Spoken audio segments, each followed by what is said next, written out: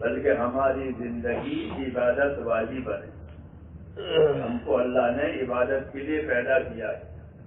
ہاں، اور عبادت سمجھانے کے لیے اللہ نے ہزاروں رسول دنیا میں بھیجے ہیں تاکہ وہ دنیا میں آ کر لوگوں کو اللہ کی عبادت اور اطاعت سمجھائیں. کیوں کہ اللہ کا راضی ہونا ضروری ہے. سب سے بڑی چیز کیا ہے کہ سب سے بڑی چیز اللہ کا راضی ہونا ہے. وَرِضْوَانٌ مِّنَ اللَّهِ أَكْبَرُ وَرِضْوَانٌ مِّنَ اللَّهِ أَكْبَرُ کہ اللہ کا راضی ہو جانا یہ سب سے بڑی بات ہے. کہ اللہ راضی ہو گیا کہ کام ہو گیا. عیسیٰ علیہ السلام سے کسی نے پوچھا کہ سب سے زیادہ خطرناک چیز، سب سے زیادہ ڈرنے کی چیز کیا ہے؟ تو عیسیٰ علیہ السلام نے یہ جواب دیا کہ اللہ کا ناراض ہونا، اللہ کا غضبناک ہونا. کہ اللہ غضبناک ہو گئے، اللہ ناراض ہو گئے کہ ساری حالت تہس نہس ہو جائے گی. کہ اللہ کی ناراضگی کہ طاقتوروں کی کمر توڑ دے گی. ہاں، اللہ نے کچھ ہم نے کتنوں کی کمریں توڑی ہے. کم قسمنا من قریۃ بطرت معیشتها فتلک مساکنہم کہ کتنے بستی والے ہیں جو اکڑ میں تھے. اللہ فرماتے ہیں ہم نے ان کی کمر توڑ دی، وہ قیامت تک نہیں اٹھیں گے. کمر ٹوٹ جاتی ہے تو جانور نہیں چل سکتا. انسان ہو کے جاندار ہو تو کمر ٹوٹ گئی. اللہ فرماتے ہیں ہم نے ان کی کمر توڑ دی ہے، اب وہ قیامت تک نہیں اٹھیں گے. یعنی ان کو تہس نہس کر دیا ہے اپنی قدرت سے. اس لیے عیسیٰ علیہ السلام فرماتے تھے کہ اللہ کا ناراض ہونا یہ سب سے زیادہ خطرناک ہے. آدمی کوئی حرکت ایسی نہ کرے کہ جس سے اللہ ناراض ہو. اللہ بہت بڑے ہیں، سب کچھ اس کا ہے، کسی کا کچھ نہیں ہے. سب کچھ کس کا ہے کہ اللہ کا. زمین ہو، آسمان ہو، ساری چیزیں اسی کی ہے، اسی نے پیدا کیا اور اسی کے فیصلے سے سب چیزیں چلتی ہے. کسی کا فیصلہ نہیں چلتا، اللہ کا فیصلہ چلے گا. جی ہاں، زمینوں میں، آسمانوں میں. زمین میں اللہ کی عبادت ہوگی، آسمانوں میں بھی اللہ کی عبادت ہوتی ہے. آسمانوں میں سب سے زیادہ عبادت ہوتی ہے. زمین میں تو گناہ بھی ہوتے ہیں، آسمانوں میں عبادت ہی ہوتی ہے. حدیث شریف میں ایک بالی جگہ بھی آسمان میں خالی نہیں ہے. 7 آسمان ہے، 7 آسمان ہے، ہر آسمان کے فرشتے ہیں. ایک بالی زمین، ایک بالی جگہ بھی آسمانوں میں خالی نہیں ہے. کوئی نہ کوئی فرشتہ وہاں عبادت میں اللہ کے سامنے مشغول ہے. تو سب سے عبادت آسمانوں میں ہوتی ہے. وَهُوَ الَّذِي فِي السَّمَاءِ إِلَٰهٌ وَفِي الْأَرْضِ إِلَٰهٌ. یہ کہا کہ وَهُوَ الَّذِي فِي السَّمَاءِ إِلَٰهٌ وَفِي الْأَرْضِ إِلَٰهٌ. اللہ وہ ذات ہے جو آسمانوں میں بھی عبادت کے لائق ہے، آسمانوں میں وہی معبود ہے اور زمین میں بھی وہی معبود ہے. ایک ہی اللہ ہے، اسی کی عبادت کی جائے گی. اسی کی عبادت کے لیے جناتوں کو، انسانوں کو پیدا کیا ہے. جی ہاں، تو زندگی کا بڑا کام میرے دوستو یہ ہے کہ ہماری زندگی اللہ کی عبادت والی بنے. اسی کی دعوت ہے، اسی کی محنت ہے، اور کچھ لینا نہیں ہے دنیا والوں سے. اس محنت کے ذریعے سے، اس دعوت کے ذریعے سے کسی سے کچھ نہیں لینا ہے. حاکموں سے حکومت نہیں لینی، مالداروں سے مال نہیں لینا ہے، زمینداروں سے زمین نہیں لینی ہے، کسی سے کچھ نہیں لینا ہے. بلکہ ہم کو اللہ نے ایک کام کے لیے پیدا کیا ہے، وہ ہے عبادت. ہم اللہ کے عبادت گزار بندے بن جائیں. یہ مقصد ہے تبلیغ کا، اور یہ مقصد ہے دعوت کا کہ ہماری زندگی اللہ پر یقین والی اور اللہ کی عبادت والی بنے. اللہ پر یقین کہ جو ہوگا اللہ سے ہوگا, اللہ کے خیر سے کچھ نہیں ہوگا. موت ہو, حیات ہو, تندرستی ہو, بیماری ہو, محبت ہو, دشمنی ہو, جتنے حالات ہیں وہ سب اللہ پیدا کرے گا, کوئی کچھ نہیں کر سکتا. جو اللہ چاہے گا وہ ہوگا, جو نہیں چاہے گا وہ نہیں ہوگا. الا لہ الخلق والامر, فرمایا مخلوق بھی اس کی ہے, فیصلہ بھی اس کا ہے. مخلوق اللہ کی ہے, یہ سب پیدا کی اللہ نے, اور فیصلہ یہ فیصلہ بھی اللہ کا. اللہ کے مخلوق میں اللہ کا فیصلہ چلے گا, کسی کا نہیں چلے گا. اگر راحت کا فیصلہ کرے تو سب کو راحت مل جائے, مصیبت کا فیصلہ کرے تو سب پر مصیبت آ جائے. کسی کا نہیں چلے گا, اللہ کی چلے گی. یہ سمجھایا کہ سارے خزانے, ساری چابیاں وہ اللہ کے ہاتھ میں ہے. راحتوں کی ہو, مصیبتوں کی ہو, سب چیزیں کہ اللہ تعالیٰ کے قبضے میں ہے. کوئی چیز اللہ کی قدرت سے, قبضے سے باہر نہیں ہے. ایک پتا بھی گرتا ہے درخت سے تو اللہ کو معلوم ہے کہ فلاں درخت سے فلاں جنگل میں پتا گرا.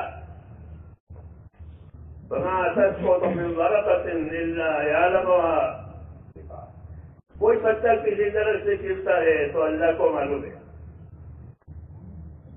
ایسا اللہ کا علم ہے, سب چیزیں جاننے والے. دوسری اللہ کی قدرت ہے کہ اللہ کی قدرت سب چیزوں پر ہے. جتنی چیزیں پیدا کی ہے وہ سب چیزیں قدرت کے نیچے ہے. ان تمام چیزوں سے وہ ہوگا جو اللہ چاہے گا.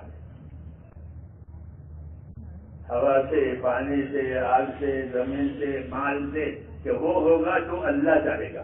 جو اللہ نہیں چاہے گا وہ نہیں ہوگا.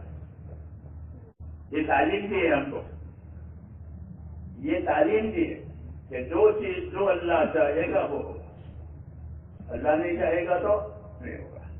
جب یہ سب چیزیں اللہ کے ہاتھ میں ہے تو کہ تم اپنا تعلق اللہ سے پیدا کرو. جب اس کے ہاتھ میں سب کچھ ہے تو اسی سے تعلق پیدا کرو. جس کے ہاتھ میں کچھ نہیں ہے اس کے پیچھے کیوں جاتے ہو؟ جس کے ہاتھ میں چابیاں ہیں اس کے پاس جاؤ. یہی میرے دوستوں دعوت اور تبلیغ کا مقصد ہے کہ ہمارا تعلق اللہ تعالیٰ سے صحیح ہو جائے. سمجھ نہیں نا بات؟ میری بات تو سمجھے کہ ہمارا تعلق اللہ سے صحیح ہو جائے, کہ اللہ ہم سے ناراض نہ ہو بلکہ اللہ ہم سے ہر وقت راضی ہو. یہ ضروری ہے. اچھا, اس کا فائدہ کیا ہوگا؟ اللہ راضی ہوں گے تو کہ اللہ راضی ہوں گے تو حالات صحیح ہو جائیں گے. آج لوگ حالات سے پریشان ہیں. ہاں, ہر طبقہ اپنے حالات سے پریشانیوں میں ہے. یہ کیوں؟ یہ اللہ کے ناراض ہونے کی نشانی ہے کہ اللہ ناراض ہے, اس لیے حالات بگاڑ دیے ہیں.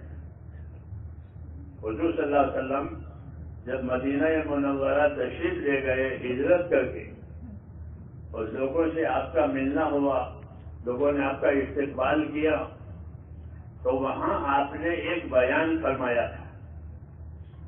پہلا بیان کہاں؟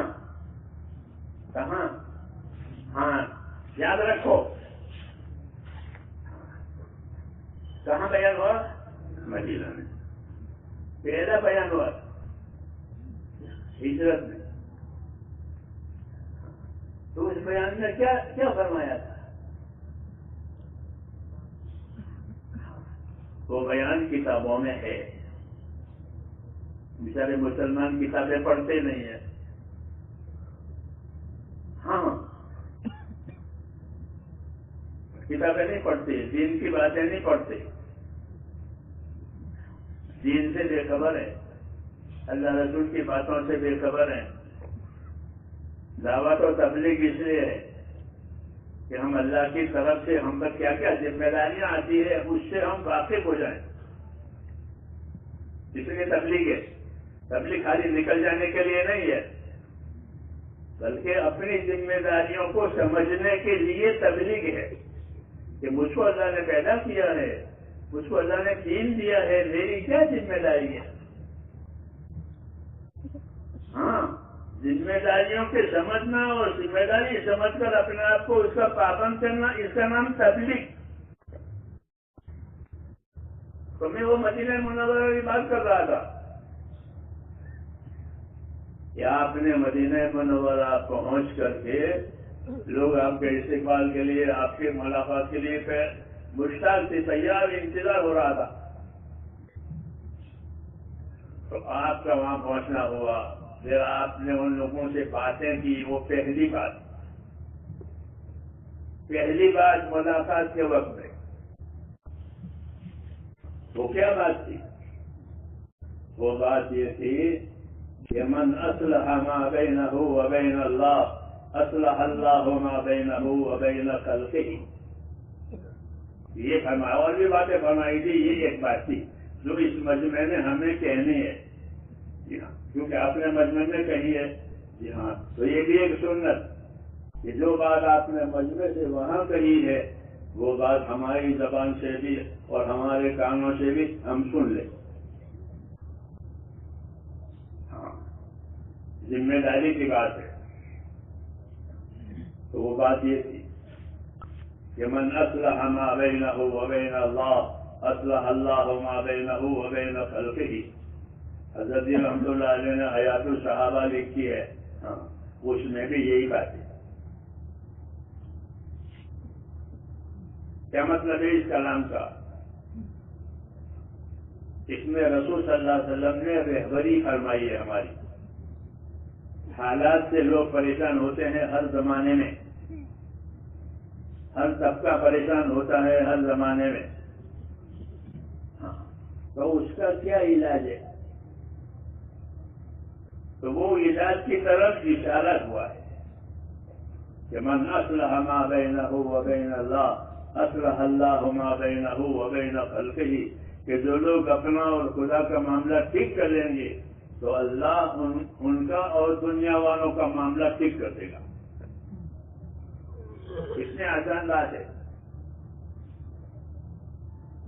کہ جو لوگ اپنا اور خدا کا معاملہ ٹھیک کر لیں گے کہ اللہ ہم سے ناراض نہ ہو, بلکہ اللہ نے جو جو ذمہ داریاں ڈالی ہیں وہ ہمارے ہاتھ سے پوری ہو جائے.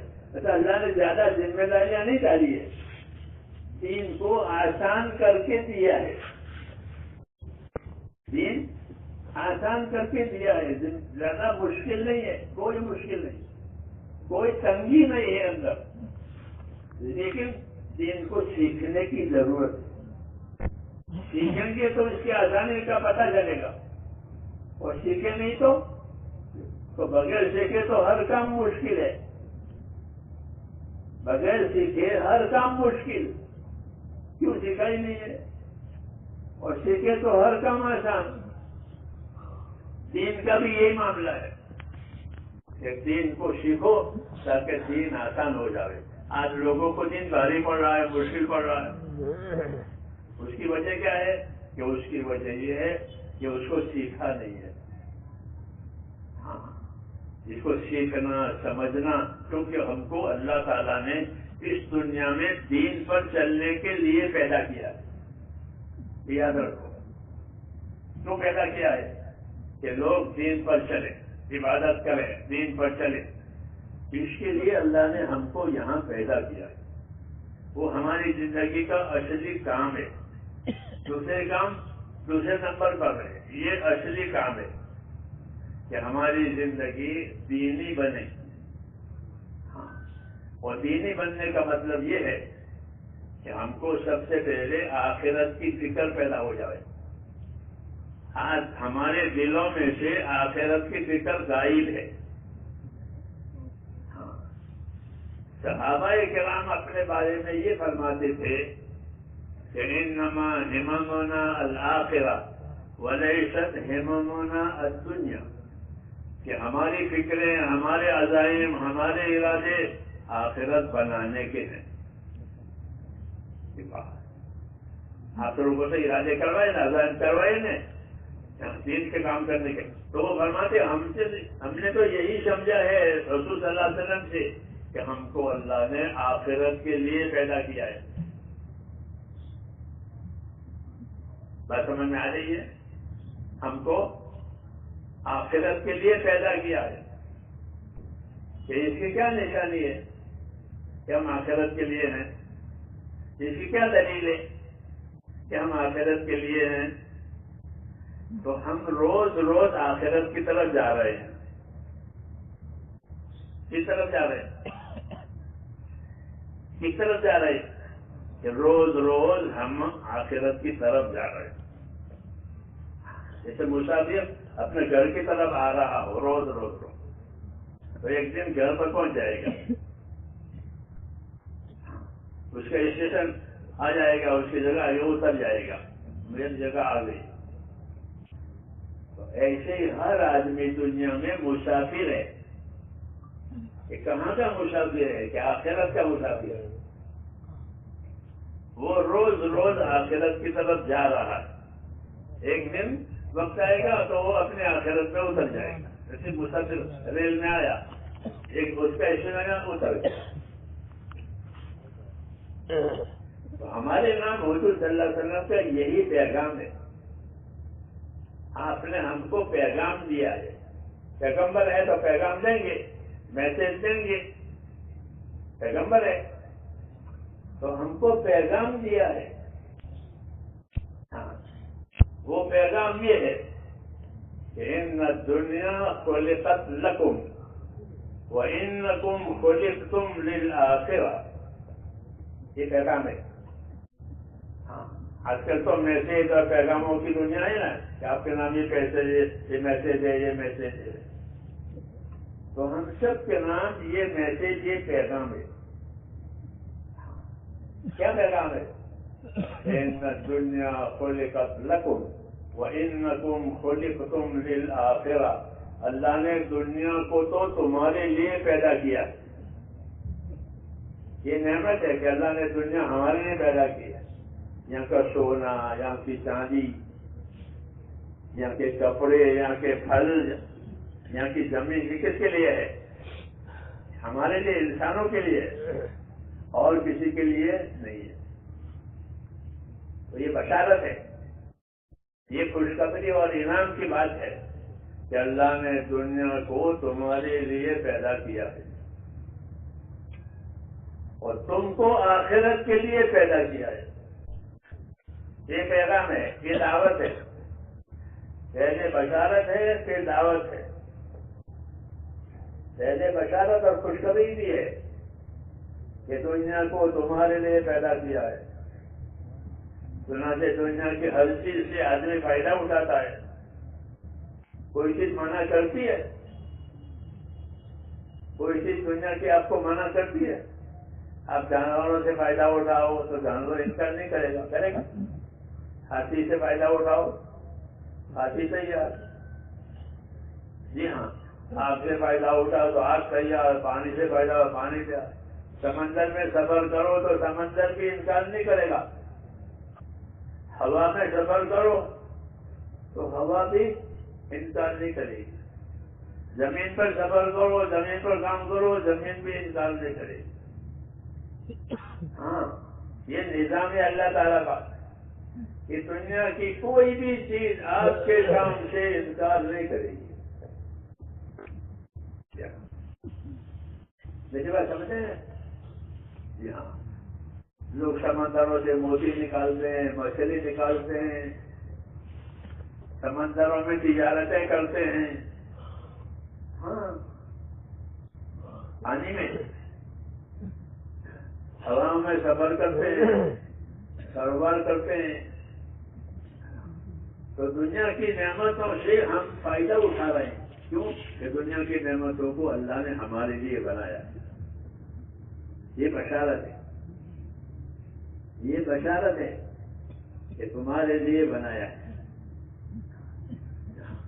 ہر چیز بعض چیزوں کا فائدہ ہم کو معلوم ہے، بعض چیزوں کا فائدہ ہم کو معلوم نہیں ہے، مگر وہ سب بنی ہے ہمارے لیے. سمجھ میں آئی بات؟ سب چیزیں ہمارے لیے بنی ہے.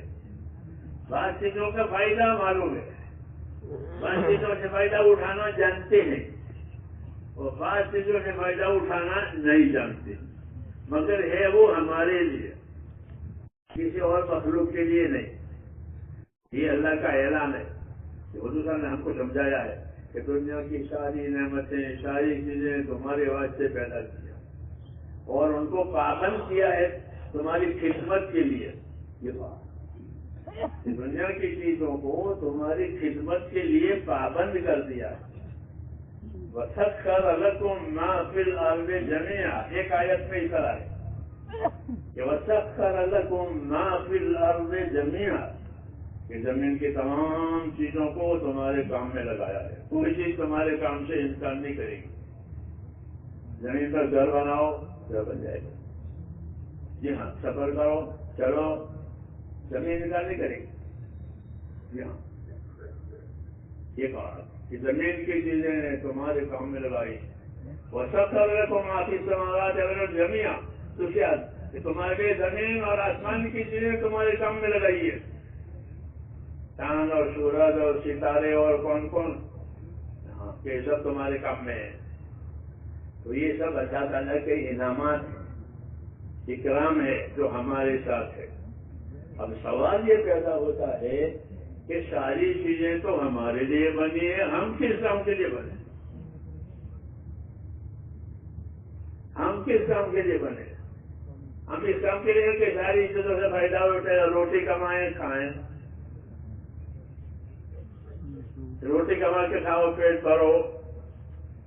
یہ ہے ایسا نہیں ہو سکتا کہ ساری چیزوں کو تو تمہارے کام میں لگائے اور تم کو نکمے بنائے، کھا پی کے پھرو. ایسا ہو نہیں سکتا. اللہ حکمت والا ہے، اللہ کی حکمت کے خلاف ہے.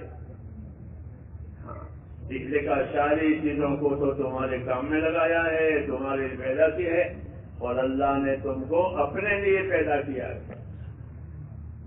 یہ ہماری عزت ہے کہ اللہ نے ہم کو اپنے کام کے لیے، خدا کے کام کے لیے ہم پیدا ہوئے.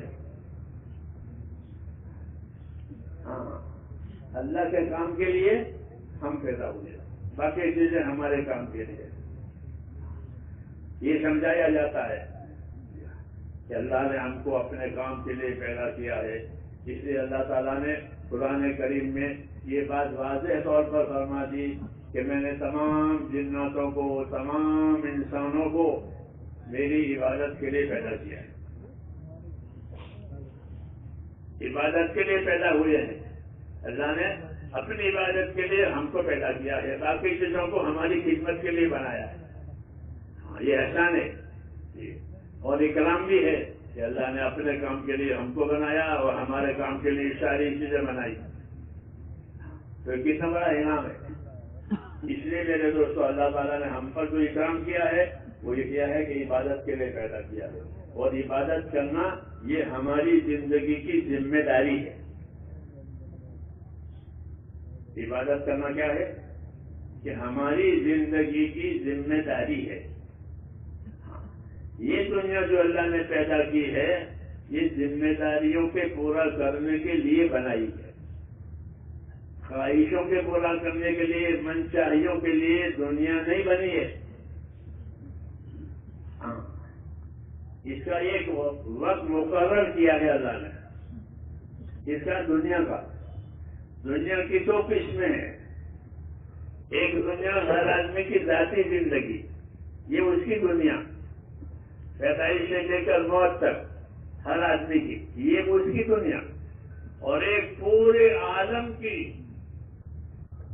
پورا عالم، تمام جنات، تمام انسان، یہ دنیا. دونوں کے لیے وقت مقرر ہے. ہمارے لیے وقت مقرر ہے کہ ہر آدمی اپنی موت تک رہے گا. جب موت آئی ختم ہو گیا. یہ انفرادی. اور ایک اجتماعی موت کہ تمام دنیا کو اللہ تعالیٰ ایک وقت ختم کریں گے. کوئی بچے گا نہیں. وہ اجتماعی موت ہے, یہ انفرادی موت ہے ہر آدمی کی. ہر آدمی کی انفرادی موت, اس کی انفرادی قیامت ہے. جو مرا اس کی قیامت قائم ہو گئی, جو مرا اس کی قیامت قائم ہو گئی. من مات فقط قامت قیامت ہو, جو مرا اس کی قیامت قائم ہو گئی انفرادی. اور اجتماعی قیامت آئے گی جب انفرادی دور ہو گئی. یہ اجتماعی ہے. سمجھ نہیں, اجل مسمہ کہتے ہیں مقررہ دو. ایک ہر آدمی کی ذاتی زندگی, اس کا ایک مقرر ہے, اور ایک پورے عالم کی زندگی وہ اس کا وقت مقرر ہے. مطلب اس کی تاریخ اللہ نے کسی کو نہیں بتائی کہ قیامت کب آئے گی. تو وہ اللہ کے پاس ہے, اللہ ہی جانتا ہے, اللہ نے کسی کو بتایا نہیں. تو یہ دو چیزیں ہیں, ہر آدمی کی موت اور دنیا کی موت. یہ اللہ کا فیصلہ ہے, یہ اللہ نے طے کیا ہے. یہ کیوں طے کیا ہے کہ اللہ تعالیٰ نے جو زندگیاں لوگوں کو جینے کے لیے دی ہے, ان زندگیوں میں انہوں نے کیا کیا کیا ہے, کیا کیا ذمہ داری پوری کی ہے, کیا کیا گناہ کیے ہیں, اس کا نتیجہ دکھانے کے لیے اللہ تعالیٰ نے یہ کیا کہ ہر آدمی کی موت پر اس کی ذاتی زندگی کا نتیجہ اس کے سامنے آ جائے گا. اس کی موت آئی کہ اس کے سامنے نتیجہ آئے گا, لیکن انفرادی. اور جب قیامت آئے گی تو سارے انسانوں کی زندگیوں کا نتیجہ ان کے سامنے آ جائے گا. یوم تبلی السرائر, یہ قیامت کے دن وہ دن ہوگا کہ تمام چھپی چیزیں کھل جائیں گی. کس نے کیا کیا ہے؟ تو یہ دو وقت ہے, ایک اپنی ذاتی زندگی کی موت, ایک قیامت کی. تو ان دونوں کی ہم کو اللہ نے خبر دی ہے تاکہ ہر آدمی اپنے نتیجے کے بارے میں فکر مند رہے کہ میری زندگی کا ایک نتیجہ آئے گا, موت آئے گی, اس میں مجھ کو اپنی زندگی کا حساب کتاب دینا ہے. اور اس کی جگہ ہوگی اس کی قبر. اس کی جگہ کیا ہوگی کہ اس کی قبر. اس کی قبر میں اس کے سامنے انفرادی طور پر آ جائے گا. یہ تو ہر آدمی کی انفرادی زندگی دیکھنے کے لیے کہ اس نے کیسی زندگی گزاری ہے, وہ ہے قبر کی زندگی. انفرادی اکیلا ہوگا اپنی قبر میں اور دیکھے گا. نماز ایک طرف ہے, اگر نماز ادا کی ہے تو نماز کلمے والا ہے, ایمان والا ہے, تو کلمہ اس کے سر کی طرف ہوگا قبر میں. نماز سیدھے ہاتھ کی طرف ہوگی, روزہ بائیں طرف ہوگا. اس طرح جتنے بھی اعمال ہیں وہ سب اس کو قبر میں گھیریں گے, چاروں طرف ہو جائیں گے. کیوں؟ تاکہ اس پر اللہ کا عذاب نہ آئے, قبر کا عذاب نہ آئے. اس لیے اس کے اعمال اس کی حفاظت کریں گے. یہ حدیثوں میں بتایا گیا. اس لیے ہر آدمی کو اپنے قبر والی زندگی کی فکر کرنے کی دعوت دی ہے. سمجھ میں آئی بات؟ اپنی دعوت دی ہے کہ اپنے ایمان کو مضبوط کرو, اپنی عبادتوں کو صحیح کرو, لوگوں کے ساتھ کے تعلقات کو بھی صحیح کرو. ان سب چیزوں کو صحیح کر کے پھر جاؤ. یہی تبلیغ ہے. تبلیغ کا یہی مقصد ہے کہ ہمارا معاملہ اللہ تعالیٰ سے بھی صحیح ہو جائے اور اللہ کی مخلوق سے بھی صحیح ہو جائے. سمجھ میں آئی نا بات؟ دعوت کا مقصد صرف چلے ادا کرنا نہیں ہے, بلکہ چلوں کی محنت کے ذریعے سے اور دین کے کام کو سیکھ کر کے ہماری زندگی ایسی بنے کہ ہم اللہ کا حق ادا کرنے والے بھی بن جائیں اور اللہ کی مخلوق کا حق ادا کرنے والے بھی بن جائیں. یہ تبلیغ کا مقصد ہے. اس دنیا کو میرے بھائیوں اللہ نے حقوق ادا کرنے کی جگہ بنایا ہے کہ یہاں حقوق لوگوں پر آئیں گے. ماں باپ کے حقوق, پڑوسی کے حقوق, ایک دوسرے کے حقوق آتے ہیں. یہ دنیا حقوق ادا کرنے کی جگہ ہے اور آخرت بدلہ پانے کی جگہ ہے. سمجھ نہیں نا بات؟ تو جو حقوق ادا کر کے جائے گا اس کا جانا صحیح ہوگا اور وہ موت پر خوش ہو جائے گا. کیوں؟ سارے حقوق ادا, اللہ کا حق آیا وہ بھی ادا ہوا, رسول کا حق آیا وہ بھی ادا ہوا, قرآن شریف کا حق آیا وہ بھی ادا ہوا, پھر بندوں کے حقوق آئے وہ بھی ادا ہوئے. تو اس کی زندگی بھی خوش اور اس کی موت بھی خوش، وہ اپنی موت پر خوش ہو جائے گا۔ دعوت اور تبلیغ اسی کے لیے ہے کہ ہم کو ان تمام چیزوں کے بارے میں معلومات ہو جائیں، ہم واقف ہو جائیں اور واقف ہو کر کے اس پر عمل کرنے والے بن جائیں۔ اس لیے لوگوں کو دعوت دیتے ہیں کہ 4 مہینے اللہ کے راستے میں نکلیں گے تو پتہ چلے گا کہ ہمارے اوپر کیا کیا حق ہے۔ ابھی تو اپنی ضرورت جانتے ہیں، راحت جانتے ہیں اور کچھ نہیں جانتے۔ کھانا ہے، کمانا ہے، کپڑے بنانا ہے، گھر بنانا ہے، وہ تو ٹھیک ہے، یہ تو ضرورت ہے، اور ضرورت کا تعلق موت تک ہے۔ ضرورت کا تعلق کہاں تک ہے؟ کہ موت تک۔ موت آئی تو کہ تمام ضرورتوں کا مسئلہ ختم ہو گیا، اب کوئی ضرورتیں نہیں، ختم۔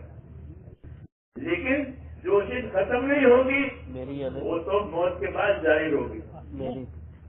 ہاں، جو چیز موت کے بعد ظاہر ہوگی وہ ختم نہیں ہوگی۔ جی ہاں، اس لیے ہر آدمی کو پابند کیا گیا ہے کہ وہ اپنی موت کے بعد آنے والی زندگی کے بارے میں فکر کرے۔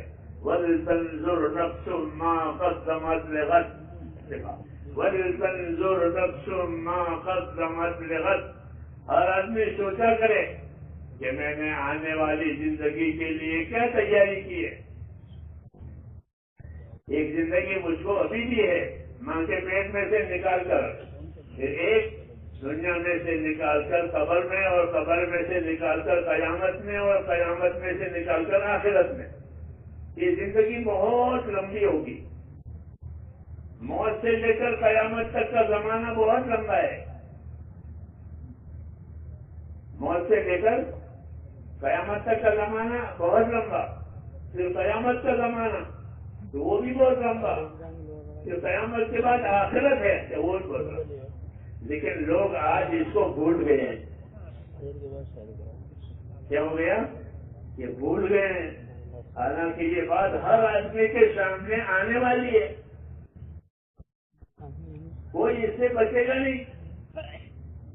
یہ دور ہر ایک کے سامنے، تو دعوت اور تبلیغ کے ذریعے سے میرے دوستوں یہ بات چاہی جاتی ہے کہ ہر مسلمان اپنی آخرت کے بارے میں فکر کرے، اور آخرت کی تیاری کرنے کے لیے اللہ نے ہم کو دین دیا ہے۔ کیا دیا ہے؟ جیسے دنیا کے گزارے کے لیے مال دیا ہے، دنیا میں گزارے کے لیے مال دیا ہے، ایسے ہی آخرت کی زندگی میں کامیاب کرنے کے لیے دین دیا ہے۔ اس لیے وہ دین اپنی زندگیوں میں لانا ہے۔ ایک تو دین کو جاننا ہے، وہ الگ ہے، اور ایک اپنی زندگی میں لانا ہے۔ یہ دین ہماری زندگیوں میں آ رہے، جس طرح دوا اندر جائے، بدن میں جائے تو وہ فائدہ دے گی، اور باہر ہے وہ تو فائدہ نہیں مانگے۔ یہ دوا اس کام کے لیے، دوا اس کام کے لیے، یہ تو ہے، لیکن وہ جب اندر جائے گی تو وہ نفع دے گی۔ آنکھ کی دوا آنکھ کو نفع دے گی، پیٹ کی دوا پیٹ کو دوا۔ اسی طرح میرے بھائیوں یہ چاہا جائے کہ دین ہماری زندگیوں میں آ رہے تو پھر وہ دین ہم کو فائدہ دے گا، اور دین باہر ہے تو جیسے دوا باہر ہے تو دوا باہر ہے تو کیا فائدہ ہوگا؟ اور دوا آنکھ کی دوا آنکھ میں گئی، آنکھ ٹھیک ہو جائے گی۔ اس لیے مولانا یوسف صاحب رحمۃ اللہ علیہ ایک مثال دیتے تھے کہ جس طرح دواؤں کا اندر جانا ضروری ہے فائدہ حاصل ہونے کے لیے، ایسے دین کا زندگیوں میں آنا ضروری ہے۔ سب سے پہلے ایمان دلوں میں آ رہے، ایمان دلوں میں آ رہے، لا الہ الا اللہ محمد الرسول اللہ، یہ ہمارا ایمان ہے۔ کہتے ہیں اس کلمے کو پڑھا کرو، حدیثوں میں اس کلمے کو کثرت سے پڑھا کرو، کم سے کم روزانہ 100 مرتبہ پڑھے اس کو۔ کتنا مرتبہ؟ تو کیا ملے گا؟ ہاں، یہ بھی جاننا ضروری، کیونکہ آدمی نے مجھے کیا ملے گا تو شوق ہوگا اس کو، اور یہ کہ اس سے کیا لینا کیا دینا، تو کہ روزانہ جو آدمی لا الہ الا اللہ کو 100 مرتبہ پڑھے گا تو کل قیامت میں وہ اس طرح اٹھے گا کہ اس کا چہرہ 14 رات کے چاند کی طرح چمکدار ہوگا۔ کتنی بڑی بات ہے 100 مرتبہ پڑھنا مشکل ہے؟ لا الہ الا اللہ لا الہ الا اللہ لا الہ. جی ہاں، تو اس کا یہ فضیلت بتائی کہ جو اس کو پڑھیں گے تو وہ قیامت وہ قبر سے اس طرح اٹھیں گے جس سے اللہ چاند کی طرح روشن ہوگا. ایک مرتبہ حضور صلی اللہ علیہ وسلم کے پاس جبریل آئے تو آپ کو اداس دیکھا کہ آپ اداس ہیں. میری بات سمجھے نا؟ غم میں ہیں. تو آپ نے جبریل نے پوچھا آپ کو کیا غم ہے، آپ کیوں اداس ہیں؟ آپ نے فرمایا مجھ کو میری امت کا غم ہے، مجھ کو میری امت کا غم ہے کہ میری امت کا کیا ہوگا، اس لیے میں اداس ہوں. جو بھائی میری بات سن رہے ہیں نا یا سو گئے بیٹھے بیٹھے؟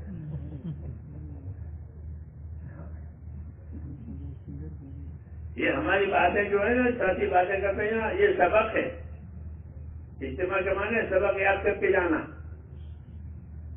یہ مطلب ہوتا ہے اجتماع کا. جیسے مدرسوں میں سبق یاد کرتے ہیں بچے، ایسے بڑوں کے لیے یہ مدرسہ ہے. اور یہ باتیں بطور سبق کے ہیں کہ بھول جاؤ گے تو کوئی فائدہ نہیں ہوگا، یاد ہوگا تو فائدہ ہوگا. ہاں بھول گیا برباد. اس لیے ان باتوں کو یاد رکھنا ہے. تو آپ کو اداس پایا کہ آپ اداس ہیں، تو آپ نے فرمایا مجھ کو میری امت کا غم کہ ان کا کیا ہوگا آخرت میں، دنیا تو گزر جائے گی. جی ہاں. تو حضرت جبریل علیہ السلام نے کہا ہمارے ساتھ چلو، اور آپ کو ایک قبرستان میں لے گئے. ایک قبر پر جا کر جبریل نے کہا کہ اٹھ جا اللہ کے حکم سے. تو موسیٰ نکلا قبر میں سے، کالا چہرے والا، ہائے ہائے کرتا ہوا. ایک آپ کو واپس چلا جا، تو واپس چلا گیا. پھر تو اسی قبر پر اس طرح کیا کہ اٹھے اللہ کے حکم سے. تو وہ روشن چہرے والا اور پڑھا لا الہ الا اللہ. یہ دکھایا سمجھ نہیں نا بات. اور دیکھا کا جو کہا کہ دیکھ لیا آپ نے ان کو. پھر فرمایا جو جس حالت میں زندگی گزارے گا اس حالت میں مرے گا. ایمان کے ساتھ اللہ کے حکموں کے ساتھ زندگی گزاری ہے تو وہ مرے گا اور اٹھے گا تو نور والا اٹھے گا، نورانی. ایمان کا نور، ایمان کا نور، عبادت کا نور. جی ہاں، یہ اس کی زندگی میں ہوگا. جی ہاں. اور یہ نہیں ہے تو پھر کالا ہوگا. بس یہ لوگ جیسی زندگی گزاریں گے ویسے اٹھیں گے. کیونکہ آپ اداس تھے کہ میری امت کا کیا حال ہوگا، کوئی بتایا تو کیا مطلب ہوا کہ اب رہبری ہو گئی کہ اپنی زندگیوں کو صحیح کریں گے تو دنیا کی زندگی کے حالات بھی صحیح ہوں گے اور آخرت کے حالات بھی صحیح ہوں گے. جب قبر میں اٹھے گا تو نورانی ہوگا. یہ جبرائیل علیہ السلام نے آپ کو بتا کر پھر آپ کے ذریعے سے ہم کو یہ بات پہنچی. آپ کے ذریعے سے یہ حدیثیں ہم کو پہنچی ہے. کیوں؟ تاکہ ہم اپنی زندگی کا رخ صحیح کریں. حضرت عمر رضی اللہ تعالیٰ عنہ لوگوں سے یہ کہتے تھے کہ یاد رکھو جیسی زندگی گزارو گے ویسے مرو گے. جیسی زندگی گزارو گے ویسے مرو گے اور جیسے مرو گے ویسے قبروں سے اٹھو گے. یہ حساب کتاب ہے. اس لیے دعوت دی ہے کہ اپنی زندگی ہمیں ایک تو ایمان والی بنانی ہے. کیسے بنانی ہے؟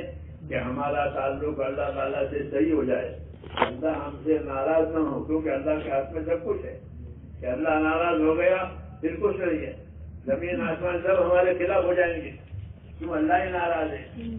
جب اللہ ناراض ہوتا ہے تو ساری مخلوق بھی ناراض. ہاں، اور اللہ راضی ہوتے ہیں تو ساری مخلوق بھی راضی. اس لیے میرے دوستوں ہم کو یہ بات سمجھائی ہے کہ اللہ کو راضی کرنے سے سارے حالات صحیح ہو جائیں گے، اور اللہ کو ناراض کرنے سے سارے حالات برباد ہو جائیں گے. اس لیے یہ دیکھنا ہے کہ اللہ کس سے راضی ہے. اور ایک تو اللہ ایمان سے راضی ہے. کس سے راضی ہے؟ اپنے ایمان کو مضبوط کرو، اللہ سے تعلق مضبوط کرو. اللہ کے راستے میں نکلنے کی وجہ سے اور اللہ کے دین کی محنت کی وجہ سے ایمان مضبوط ہوگا. یاد رکھو یہ بات. اگر اپنے بال بچوں میں کھانے کمانے نہ رہے تو یہ ایمان کمزور ہو جائے گا. بعض مرتبہ موت کے جھٹکے کی وجہ سے آدمی اپنا ایمان کھو دیتا ہے اور دنیا سے بے ایمان جاتا ہے، موت کا جھٹکا لگتا ہے. اس نے کہا کہ اپنے ایمان میں قوت پیدا کرو. کیا پیدا کرو؟ اپنے ایمان میں قوت پیدا کرو. اللہ کے تعلق کو مضبوط کرو. اللہ کا تعلق مضبوط ہوتا ہے اللہ کے حکموں پر چلنے سے. جتنا ہمارا چلنا اللہ کے حکموں پر ہوگا اتنا ہمارے ایمان میں قوت آئے گی، اللہ کا خوف پیدا ہوگا، اللہ کی رحمت کی امیدیں اندر پیدا ہوگی، دعاؤں میں قبولیت ہوگی، عبادت میں جی لگے گا. یہ ساری چیزیں اس سے پیدا ہوتی ہے. اس لیے دعوت کا یہ جو راستہ ہے اور دعوت کی جو یہ محنت ہے اس میں یہ باتیں پیدا ہوتی ہیں. اس لیے لوگوں کو یہ بات کہی جاتی ہے کہ دین کی محنت کرو تاکہ زندگیوں میں دین آوے، یعنی ایمان میں قوت آوے، ہماری عبادتیں صحیح ہو جاوے. ایمان اور عبادتیں صحیح ہوتی ہے تو اخلاق اور عادتیں صحیح ہو جاتی ہیں، ورنہ دنیا میں اخلاق عادتیں بگڑ جاتی ہے. یہاں لوگ جن کی عادتوں سے پریشان ہوتے ہیں، ماں باپ بھی پریشان ہوتے ہیں. اور جب دین کے راستے پر آئے گا، ایمان میں اعمال میں ترقی کرے گا تو اللہ اس کے اخلاق کو بھی ٹھیک کریں گے، عادتیں بھی ٹھیک ہو، نیتیں بھی ٹھیک ہو جائے گی. ساری چیزوں کی بہتری اللہ نے اپنے دین میں اور دین کی محنت میں رکھی ہے. یہ یاد رکھو، ساری خیر اللہ نے دین میں رکھی ہے اور دین کی محنت میں رکھی ہے. جیسے کھیتی کے لیے کھیتی کی محنت، تجارت کے لیے تجارت کی محنت، مزدوری کی محنت، ایسے دین کے لیے دین کی محنت. کہ دین کی محنت نہیں ہوگی تو دین کا نفع نہیں سامنے آئے گا. یہ کوئی زمین پر محنت نہ کرے تو زمین سے کیا لے گا؟ تجارت پر محنت نہ کرے تو تجارت سے کچھ نہیں ملے گا. لوگ اپنی چیزوں پر، تجارتوں پر، زمینوں پر محنت کر کے اس کا نفع لیتے ہیں. دین پر محنت کریں گے تو پھر دین کا نفع آئے گا. حدیثوں میں ہے کہ دین کی محنت ضرور کرو. علیکم بالجہاد فی سبیل اللہ، کہ دین کی محنت ضرور کرو. کہ کیا فائدہ ہوگا؟ فرمایا کہ دین کی محنت کرو گے تو اللہ تمہارے غم کو اور پریشانیوں کو اٹھا لیں گے. ہاں، غم اور پریشانیاں دور کرنے کا یہی راستہ ہے کہ دین کی محنت کرو. کہ دین کی محنت جنت کے دروازوں میں سے ایک دروازہ ہے. حدیثوں میں کہ دین کی محنت کر گیا گویا دروازے پر پہنچ گیا، جنت کے دروازے پر. کہ دین کی محنت ضرور کرو، کہ دین کی محنت جنت کے دروازوں میں سے ایک دروازہ ہے ایک. اور اللہ دین کی محنت کی وجہ سے تمہاری پریشانیوں کو اٹھا لے گا. آج لوگ پریشان ہیں، لوگ پریشان ہیں. حالانکہ ایمان ہمارے پاس ہے، ایمان میں تو برکت ہوتی ہے اور ایمان کی وجہ سے برکتیں ملتی ہے، ایمان کی وجہ سے دعائیں قبول ہوتی ہے، ایمان کی وجہ سے پریشانیاں ختم ہوتی ہے. لیکن چونکہ ہمارے ایمان میں قوت نہیں ہے. جی ہاں، باپ دادوں والا ایمان ہے. اب دادے مسلمان تھے، ہم بھی مسلمان ہیں، تو وہی ہے پرانا. تو اسی طرح زمین جائیداد باپ نے چھوڑی ہے، دادا نے چھوڑی ہے، اس پر گزارا نہیں کرتے لوگ، بلکہ اس کو بڑھاتے ہیں. بڑھاتے نہیں بڑھاتے. یہ تو ہمارے دادا کے زمانہ تھا، یہ ہم نے کیا. تو بھائی ایسے دین بھی دادا کے زمانے کا چلا آ رہا ہے کہ اس کو بڑھاؤ. اور بڑھانے کی کیا شکل ہے کہ دین کی محنت کرو. کیا کرو؟ تو پھر ایک دین بڑھے گا، اندر خدا کا خوف پیدا ہوگا. پہلی بات اندر. اور جس کے دل میں خدا کا خوف پیدا ہوا وہ برائیوں سے بچ جائے گا اللہ کے خوف کی وجہ سے. ہاں، خوف نہیں ہے تو آزاد ہو جاتا ہے. ڈرتا نہیں ہے. اس لیے اللہ کا خوف پیدا کرنا ضروری ہے تاکہ اللہ کی نافرمانی سے بچے, اللہ کی سزا سے بچے. تو اللہ کا خوف پیدا کرنے کا راستہ بھی یہی ہے کہ اللہ کے راستے میں پھرے اور اللہ کی باتیں سنیں. اللہ کی دو قسم کی باتیں ہوگی. ایک بات اللہ کی یہ ہوگی کہ فلاں عمل نیک ہے, اس یہ کرو گے تو کیا ملے گا, فلاں عمل برا ہے اس کی کیا سزا ہوگی. یہ باتیں اللہ کے راستے میں نکل کر سنائی جاتی ہے کہ نیک عمل پر اللہ کیا کیا دیں گے اور گناہ والے عملوں پر اللہ کیا کیا سزا دیں گے. یہ اللہ کے راستے میں نکل کر سنائی جاتی ہے یہ باتیں. اس سے اندر قوت پیدا ہوتی ہے, خوف پیدا ہوتا ہے. اس کو فضائل کہتے ہیں. کیا کہتے ہیں کہ اللہ کے راستے میں نکل کر فضائل کو سنو کہ نماز چھوڑنے کا کیا وبال ہے اور نماز ادا کرنے کی کیا برکت ہے. کہ فجر کی نماز پڑھی تو فجر کی نماز پڑھنے پر کیا ملے گا. تو حدیث میں ہے کہ جس نے فجر کی نماز پڑھی تو اللہ اس کا ضامن ہے. کوئی آدمی کیس میں مقدمے ہوتا ہے ضمانت پر چھڑاتے ہیں اس کو, چھوڑاتے نہیں ابھی ضمانت پر چھوڑو اس کو. لوگ اس کے ضامن بنتے ہیں کہ یہ کچھ کرے گا نہیں, ہم ضامن ہیں. تو اللہ کہتے ہیں جو فجر کی نماز پڑھے گا وہ میری حفاظت اور ضمانت میں آ گیا. جس نے فجر کی نماز پڑھی وہ اللہ کی ضمانت اور حفاظت میں آ گیا. کتنا بڑا انعام ہے. اب یہ اللہ کی حفاظت میں زندگی گزارے گا, روز فجر کی نماز پڑھے گا, روز اللہ کی ضمانت اور حفاظت میں آیا. ہاں, یہ جو عمل ہم کرتے ہیں اس کا فضیلت, اس کی برکت, اس کا نتیجہ کیا ہے وہ جاننا ضروری ہے. یہ نماز, مسلمان نماز پڑھیں گے, کیا پڑھیں گے کہ مسلمان 500 نمازیں ادا کریں گے کہ 500 نمازوں پر کیا انعام ملے گا. تو کہ بڑا انعام ملے گا. کیا ملے گا؟ بڑا انعام ملے گا نمازوں پر. تو وہ بڑا انعام کیا ہوگا؟ یہ بڑا انعام یہ ہے انی معکم لئن اقمتم الصلاۃ وآتیتم الزکاۃ وآمنتم برسلی. اس سے بڑا کوئی انعام نہیں ہے. اللہ کہتے ہیں مسلمانوں سے کہ اگر تم نمازوں کے ادا کرنے والے بن گئے, زکات دینے والے بن گئے, میرے نبی کے طریقے پر چلنے والے بن گئے تو میں تمہارے ساتھ ہوں. اللہ کا ساتھ ہو گیا. اللہ سے بڑا کوئی نہیں, اللہ سے بڑا ساتھ دینے والا کوئی نہیں. یہ بڑا انعام ہے ایمان والوں کے لیے کہ وہ نمازیں کریں گے, ادا کریں گے, اللہ کہتے ہیں میں تمہارے ساتھ. اب کوئی مسئلہ ہی نہیں ہے, اللہ ہمارے ساتھ ہے, لیکن ہم نے نماز چھوڑ دی ہے تو اللہ کا ساتھ اب نہیں ہے. اس لیے میرے دوستوں یہ نیت کرنی ہے کہ ہم اپنی نمازوں کو برابر ادا کریں گے. یہ نیت کر کیوں نہیں کرتے؟ ہاں, یہ دعوت ہے کہ نماز ادا کرنے سے بندہ اللہ کی حفاظت میں بھی آتا ہے اور بندے کے لیے اللہ کی مدد بھی ہوتی ہے, اور دعا بھی نماز پڑھنے سے قبول ہوتی ہے. ہاں, نماز پڑھنے کی وجہ سے دعاؤں میں قبولیت آتی ہے. اس لیے ہم کو اس کا حکم ہے اور یہ بڑا انعام ہے کہ انی معکم لئن اقمتم الصلاۃ وآتیتم الزکاۃ وآمنتم برسلی, کہ میں تمہارے ساتھ ہو جاؤں گا مدد کے لیے جب تم نمازیں قائم کرو گے, زکاتیں دو گے, رسول کے طریقے پر چلو گے. ہاں, اللہ نے مال دیا ہو تو زکات دے, تندرستی دی ہے تو نمازیں ادا کرے, اور نماز ایسی ادا کرے کہ جو اللہ کو پسند آئے. ایک تو سر سے اترتی, کیسی سر سے اترتی تو اتر گئی, نہیں سر سے اترتی نہیں.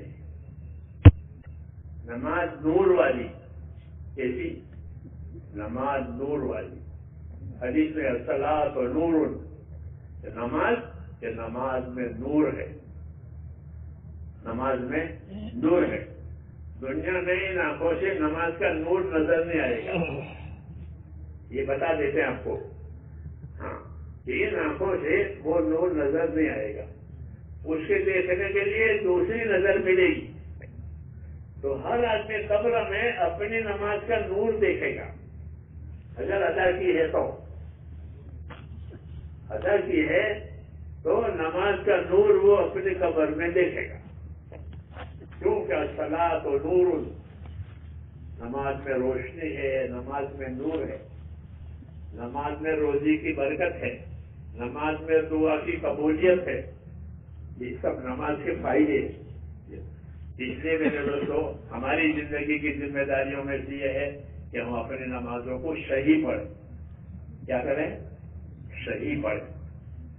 غلط کوئی چیز ہوتی ہے اس کی کوئی قیمت آتی نہیں ہے، جو چیز صحیح ہوتی ہے اس کی قیمت ملتی ہے، کھوٹی چیزیں ہیں اس کی قیمت نہیں ہوتی۔ اس لیے ہماری ذمہ داری ہے اللہ کے راستے میں نکل کر اپنی نمازوں کو صحیح کریں۔ بڑا فائدہ یہ ہے اللہ کے راستے میں نکلنے کا کہ آدمی اللہ کے راستے میں نکل کر نمازی بن جاتا ہے۔ کیا بن جاتا ہے؟ نمازی بن جاتا ہے۔ اچھی طرح 40 دن لگائے تو نمازی ہو گیا۔ 200 نمازیں پڑھے گا چلے میں، کتنی نمازیں ہوتی ہیں چلے کی؟ 200 نمازیں پڑھی، 200 نمازوں کا نور ملا۔ جی ہاں، اندر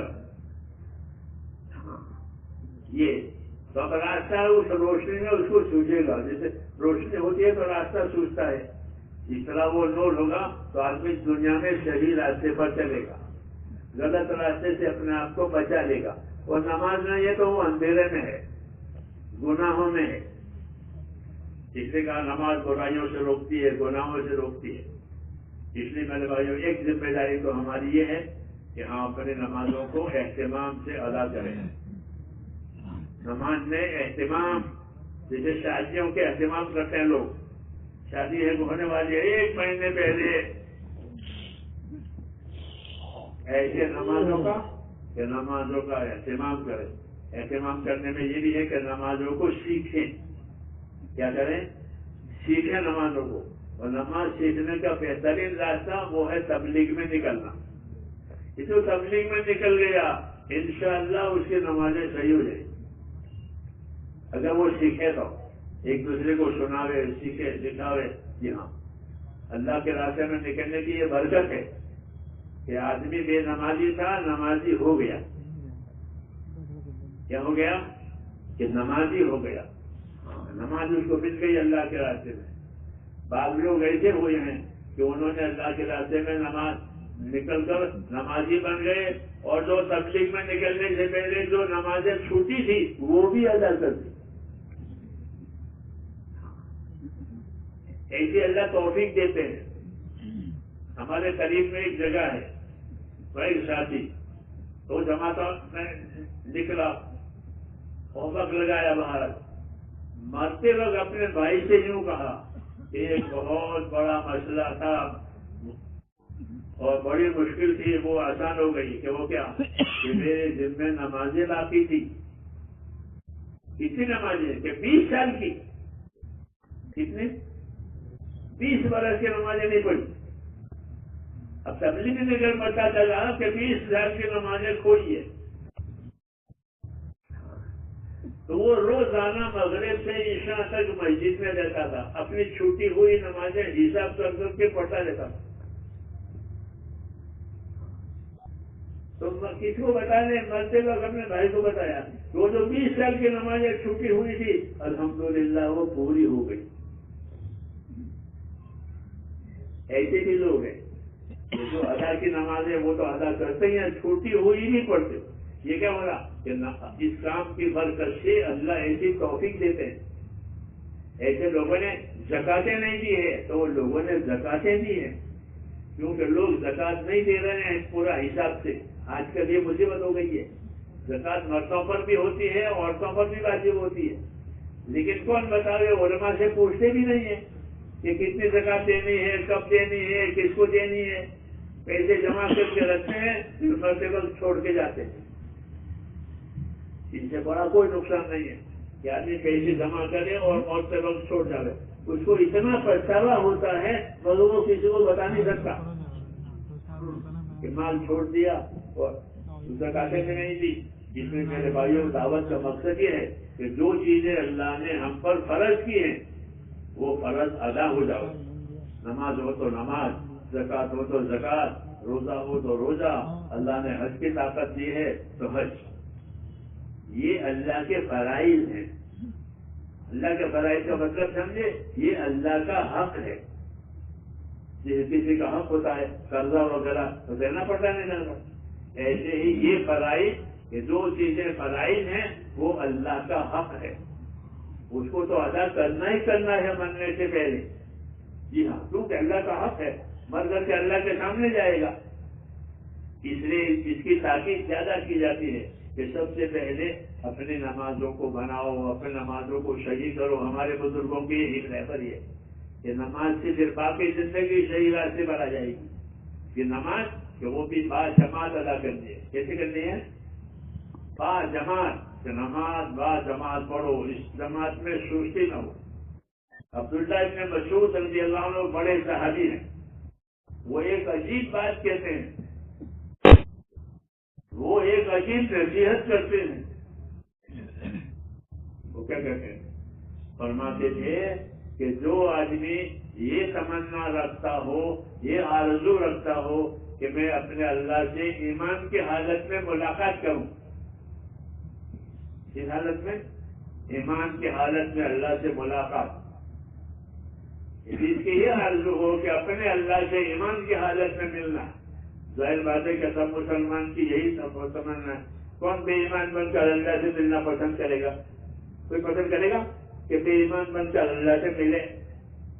تو جو آدمی ایمان کی حالت میں اللہ تعالیٰ سے ملنے کی تمنا رکھتا ہو تو اس کو چاہیے کہ اپنی نمازوں کو مسجدوں میں جا کر با جماعت ادا کرے. ابن مسعود کی یہ بڑی بات ہے کہ اللہ سے ایمان کی حالت میں ملاقات کرنا ہے تو اس کا یہ راستہ ہے.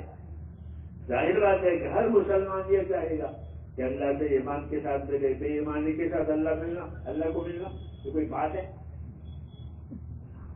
تو اللہ سے اگر ایمان کے ساتھ ملنا چاہتے ہو تو فرمایا مسجدوں میں جا کر نمازوں کو با جماعت ادا کرو. با جماعت نماز ادا کرنے کا اثر یہ ہوگا کہ مرتے وقت ایمان نصیب ہوگا اور ایمان کی حالت میں اللہ سے ملاقات کرے گا. یہ اس کی اہمیت بتائی ہے. اور پھر آگے فرماتے ہیں کہ تمہیں یہ بات معلوم ہونا چاہیے، لوگوں سے کہ تمہیں یہ بات معلوم ہونی چاہیے کہ اللہ نے تمہارے لیے تمہارے نبی کی سنتیں بتائی ہے. نبی کے طریقے، سنت طریقے، اور با جماعت نماز ادا کرنا یہ نبی کی سنت ہے.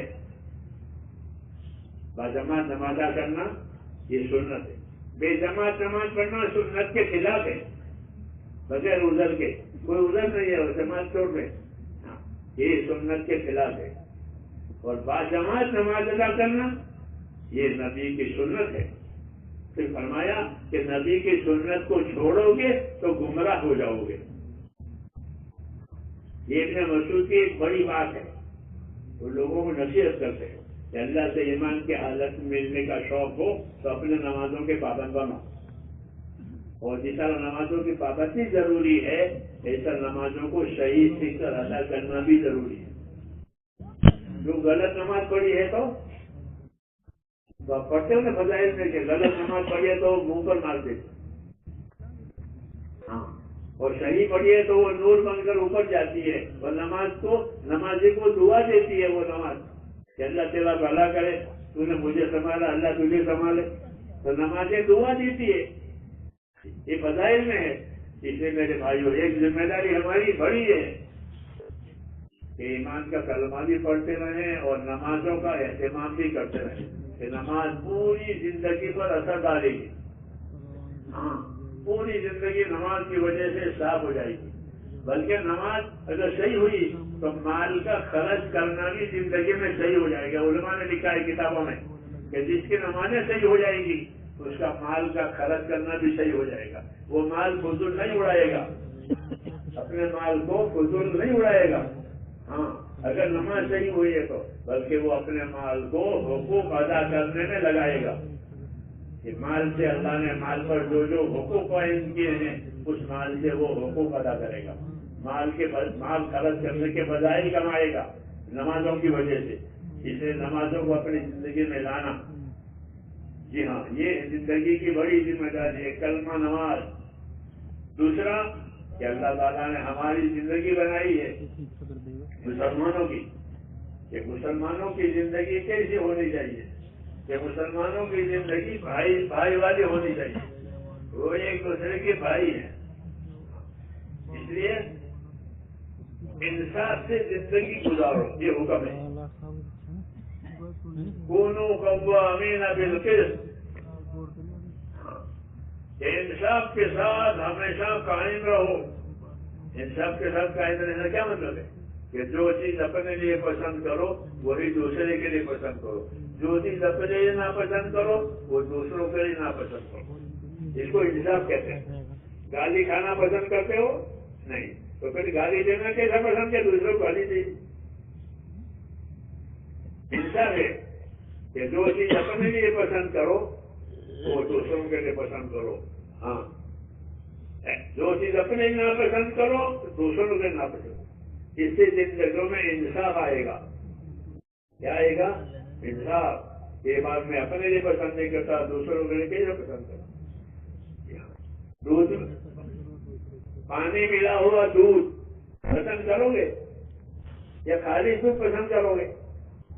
یا خالی دودھ پسند کریں گے. جب پانی ملا ہوا تو اپنا لیے پسند نہیں کرتے، تو دوسروں کے لیے پانی ڈال کے دودھ دینا کیسے پسند کرو؟ یہ قاعدہ بتایا کہ جو چیز اپنے ناپسند کرو وہ دوسروں کے ناپسند، جو چیز اپنے لیے پسند کرو اس سے سارے معاملات صاف ہو جائیں گے، انصاف قائم ہو جائے گا. یہ دعوت اور تبلیغ میں یہ بھی ہے کہ جو چیز اپنے لیے پسند کرو وہی اپنے بھائی کے لیے پسند کرو، جو چیز اپنے لیے ناپسند کرو دوسروں کے لیے بھی ناپسند کرو. ایسے بنو انصاف والے. اللہ نے قرآن پاک میں انصاف سے رہنے کا حکم دیا ہے کہ کونوا قوامین بالقسط. ہاں، انصاف کے ساتھ برابر قائم رہو. جو اپنے لیے پسند کرو وہ دوسروں کے لیے پسند کرو، جو اپنے ناپسند کرو دوسروں ناپسند کرو. تو یہ باتیں میرے دوستوں اپنی زندگی میں پیدا کرنی ہے. تو گھر بیٹھے پیدا ہو جائے گی. گھر بیٹھے تو روزی بھی نہیں ملتی. روزی کمانے کے لیے بازار میں جاتے ہیں، روزی کمانے کے لیے ملکوں میں جاتے ہیں. ہاں، روزی روٹی کے لیے دفتروں میں جاتے ہیں، نوکریاں کرتے ہیں. یہ روزی، گھر بیٹھے تو روزی بھی نہیں ملتی. تو جب گھر بیٹھے روزی نہیں ملتی تو دین اور ہدایت کیسے ملے گی؟ بیٹھے بیٹھے کہ بیٹھے بیٹھے کچھ نہیں ہوتا. جناب رسول اللہ صلی اللہ علیہ وسلم نے ہم پر احسان کیا ہے. کیا احسان کیا؟ کہ ہم کو حرکت دی ہے. کیا دیا ہے؟ امت کو حرکت دی ہے کہ امت حرکت میں رہے، بیٹھے نہیں. لیکن کون سی حرکت؟ کہ دینی حرکت. کسی دینی حرکت میں رہنے سکتے. کیوں منع ہے؟ کیوں منع ہے؟ تو بھائی وجہ یہ ہے کہ اللہ نے ہماری زندگی عبادت کے لیے بنائی ہے.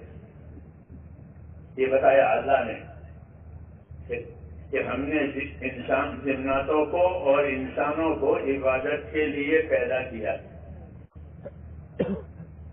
زمین پر انسانوں سے پہلے جنات تھے اور اب بھی ہیں. اسی طرح ہم بھی ہیں انسان. ان دونوں قسموں کو اللہ نے عبادت کے لیے پیدا کیا ہے. ان کی زندگی کا مقصد ہی عبادت ہے. تو یہ بتایا کہ ہماری زندگی کا مقصد عبادت ہے. ظاہر بات ہے کہ جب زندگی عبادت کے لیے دی ہے تو اس زندگی میں زندگی کی حفاظت کرنی پڑے گی تاکہ عبادت کر سکے. اگر بیمار ہو گیا تو کیسے عبادت کرے گا؟